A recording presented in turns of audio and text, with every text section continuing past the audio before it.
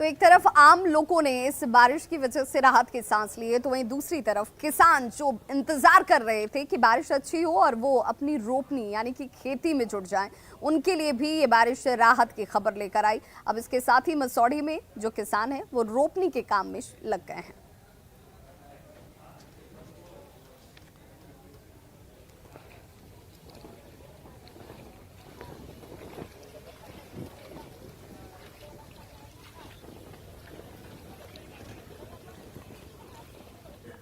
और अब बात उफनती नदियों की।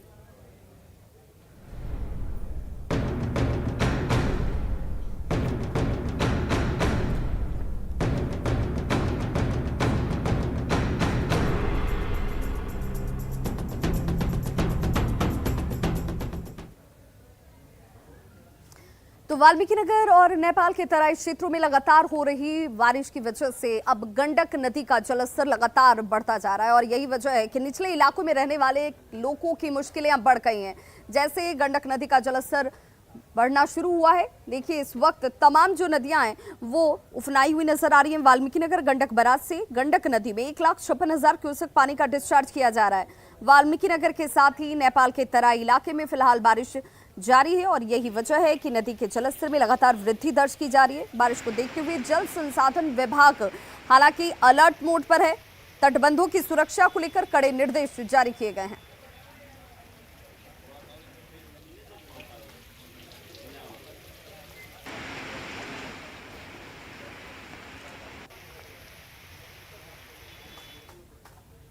तो वहीं किशनगंज जिले के टेढ़ागाछ इलाके की अगर बात करें तो यहां पर भी नदियों का जलस्तर बढ़ चुका है और कई लोग जो हैं वो अब अपने आशियाने को छोड़कर सुरक्षित ठिकानों की तलाश में बढ़ गए हैं। ये तस्वीर आप जो देख रहे हैं, यहां पर बाढ़ की वजह से अब लोग विस्थापित हो रहे हैं।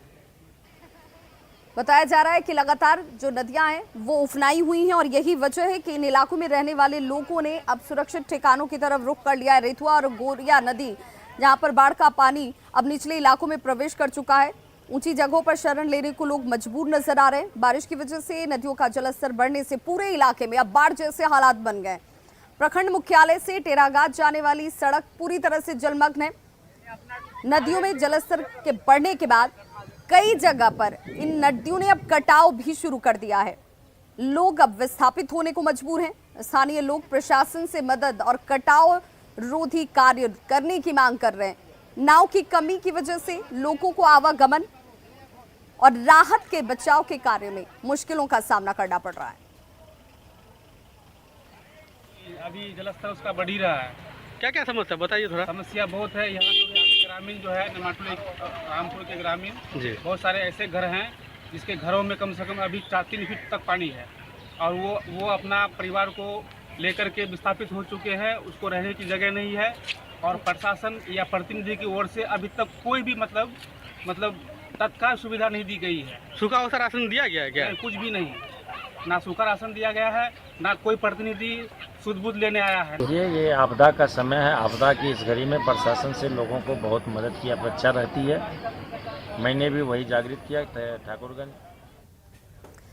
वहीं खगड़िया में कोसी और बागमती नदी के जलस्तर में वृद्धि दर्ज की जा रही है और यही वजह है कि यहां पर बांधों के ऊपर अब खतरा मंडराने लगा है। बताया जा रहा है कि नेपाल के तराई इलाकों में लगातार बारिश की वजह से ये तमाम नदियां जो हैं इस वक्त उफान पर हैं।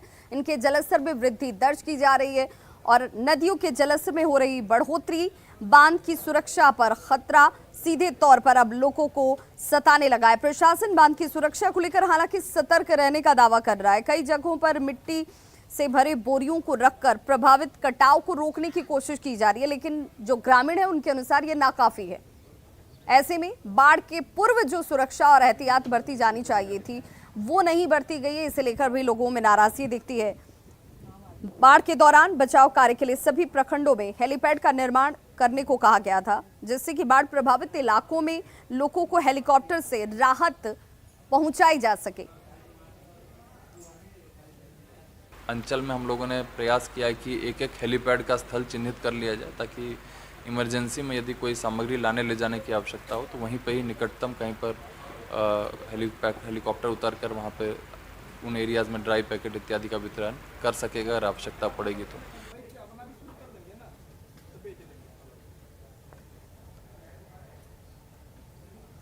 तो नेपाल और अररिया में पिछले 24 घंटे से लगातार बारिश हो रही है और यही वजह है कि यहाँ पर नूना नदी की बात कर लीजिए, साथ ही साथ बकरा, कनकई, ये तमाम जो नदियां हैं वो इस वक्त तूफान पर हैं और उनके जलस्तर में वृद्धि दर्ज की गई है। एक बार फिर से बाढ़ की हालात जैसे ही सामने नजर आ रहे हैं, उसके बाद लोगों की परेशानी और चिंता बढ़ गई है। लोगों का कहना है कि हर साल यही हालात उनके सामने होते हैं, लेकिन इसमें कोई तब्दीली नजर नहीं आती है। एक बार फिर से यहाँ के लोगों ने नाराजगी जाहिर की है लगातार बारिश से। पलासी, सिकटी, फारबिसगंज, जोकीहाट और अररिया में तटीय इलाकों में बाढ़ जैसे हालात अब बन चुके हैं। सिकटी में नूना नदी में बाढ़ की वजह से पड़रिया पंचायत प्रभावित हुआ है, तो पलासी के पिपरा कोठी की बात कर लीजिए, धनगंज की बात कर लीजिए या फिर छपनिया, यहाँ सारे जगहों पर बकरा नदी में उफान नजर आ रहा है। पलासी के बकरा नदी का जायजा लिया हमारे सहयोगी सतीश कुमार ने।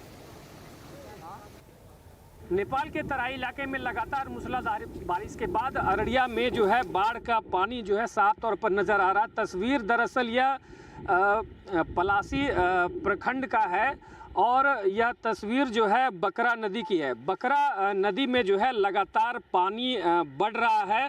हम बता दें कि नेपाल के इटहरी इलाके में लगातार 2 दिनों से हो रही मूसलाधार बारिश के बाद बकरा और नूना नदी जो है काफ़ी उफान पर है। तस्वीर जो है यह पलासी के बकरा नदी की है और इसकी जद में यहाँ के कई गांव जो है धीरे धीरे आते जा रहे हैं। वहीं बता दें कि नेपाल सीमावर्ती नूना नदी किनारे जो पड़रिया पंचायत के कई गांव हैं, सालगुरी, कचना, कटवा, बांसबारी इलाकों में जो है वो बाढ़ का पानी दरअसल प्रवेश कर गया है। तो और अररिया में भी बीते 24 घंटों से लगातार हो रही बारिश के बाद बिल्कुल बाढ़ जैसी स्थिति यहाँ पर बनी हुई है। निचले इलाकों में पानी फैल गया है। अररिया में बीते 24 घंटे से लगातार हो रही बारिश से परमान, बकरा, नूना, कनकई ऐसे कई नदियां हैं जो उफान पर हैं और निचले इलाकों में बाढ़ का पानी फैल रहा है। सतीश कुमार, न्यूज़ 18। तो नेपाल में लगातार हो रही बारिश की वजह से गंडक नदी का जलस्तर इस वक्त बढ़ा हुआ है और बताया जा रहा है कि गंडक बराज जो है वाल्मीकि नगर बराज से यहाँ पर 1,50,000 से ज्यादा क्यूसेक पानी का डिस्चार्ज जो है वो हो रहा है। और ये हालात ऐसे हैं कि यहाँ पर जो तटीय इलाकों में रहने वाले लोग हैं वो डरे सहमे हुए नजर आ रहे हैं। मेहदिया घाट से इसी नदी का जायजा लिया हमारे सहयोगी गोविंद कुमार ने। नेपाल के तराई क्षेत्रों में लगातार हो रही बारिश की वजह से गंडक नदी एक बार फिर उफान पे है। अभी हम मौजूद हैं गोपालगंज सदर प्रखंड के मेहदिया गांव में और यहां पर गंडक नदी की ये तस्वीर है। जल संसाधन विभाग के मुताबिक गंडक नदी खतरे के निशान से ऊपर है और जल स्तर में तेज़ी से वृद्धि हो रही है। तस्वीरों में आप देख सकते हैं गंडक नदी में किस तरह से उफान है। नदी के किनारे यहां पर कुछ नाव भी है, इसलिए रखा गया है कि नदी का जल स्तर में अगर तेज़ी से वृद्धि होती है तो यहाँ के लोगों को सुरक्षित स्थानों पर इस नाव के सहारे पहुँचाया जाएगा। यहाँ पर 1-2 नहीं बल्कि 5-5 नाव को रखा गया है। एक बड़ी नाव भी यहाँ पर रखी गई है। आप बड़ी नाव को भी देख सकते हैं, लोहे की ये नाव है। इस पर जानमाल के साथ जो लोग हैं उनके सामान और मवेशी, वाहन, इनके साथ उन लोगों को सुरक्षित स्थानों पर यहाँ से भेजा जा सके, इसके लिए बड़ी नाव भी यहाँ पर रखी गई है। हालांकि अभी नदी से कोई बांध को, तटबंध को कोई खतरा नहीं है, लेकिन एहतियात तौर पर जल संसाधन विभाग और जिला प्रशासन की ओर से तटबंधों की निगरानी बढ़ा दी गई है। गोविंद कुमार, न्यूज़ 18, गोपालगंज।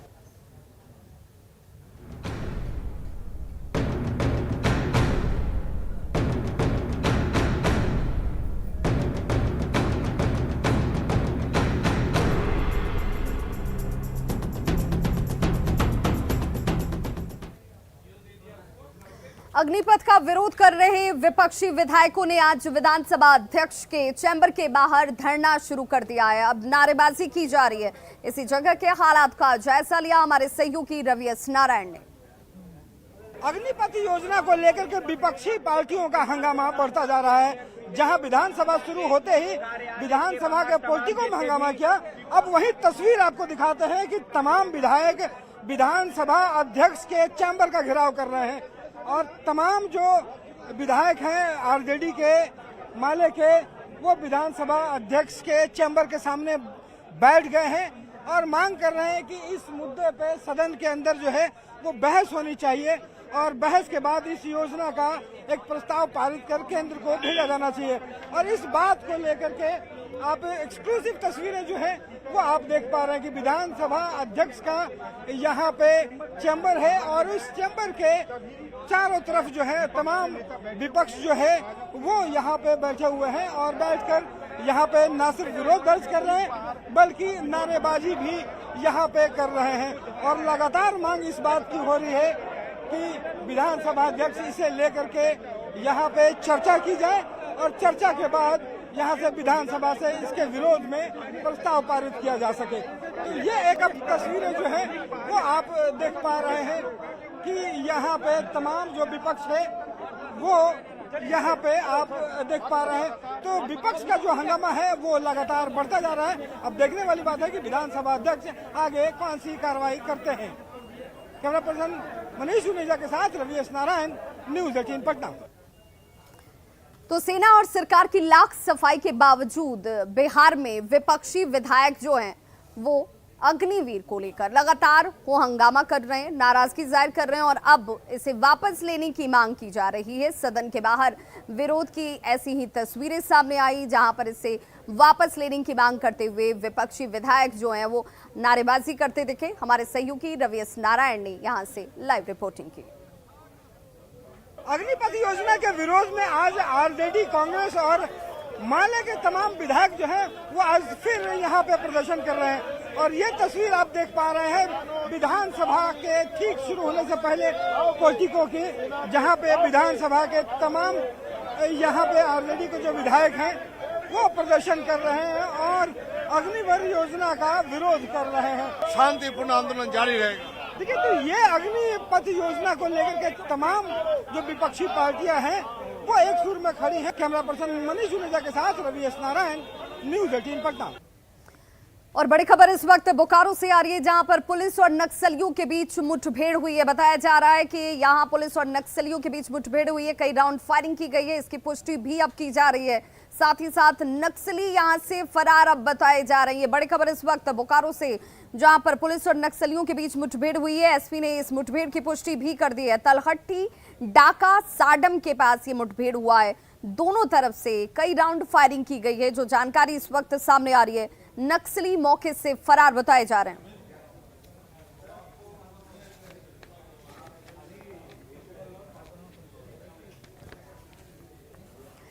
और बड़ी खबर जहानाबाद से जहां पर सिलेंडर ब्लास्ट में 2 बच्चों की दर्दनाक मौत हो गई है। ये बड़ी खबर जहानाबाद से जहां पर सिलेंडर में अचानक से ब्लास्ट हुआ और इस ब्लास्ट के जद में आकर 2 बच्चों की मौत हो गई है। आपको बताते चलें कि महिला समेत 3 लोग इस दौरान झुलस भी गए हैं। 2 बच्चों की मौत की खबर सामने आ रही है जहां पर महिला समेत 3 लोग झुलसे हैं। अलालपुर गांव की यह घटना है। सारे लोग एक ही परिवार के बताए जा रहे हैं। भतीजा एक बार जी डेट कर गई है। ये मेरा मंजिल भाई है, उसको जल गया है पूरा शरीर। जो जले उनका नाम क्या है? संजीव कुमार। कितने लोग जले हुए हैं? 3 गो। और डेट 2 लोग किए हैं जी। कहाँ का मामला है? पंसीवा लालपुर। कैसे हुआ ये? जी गैस से, रिसाव के कारण। जी जी। तो खबरों का सिलसिला लगातार जारी। आप देखते रहिए न्यूज़ 18 बिहार झारखंड। यहाँ खबरों का सिलसिला कभी नहीं थमता।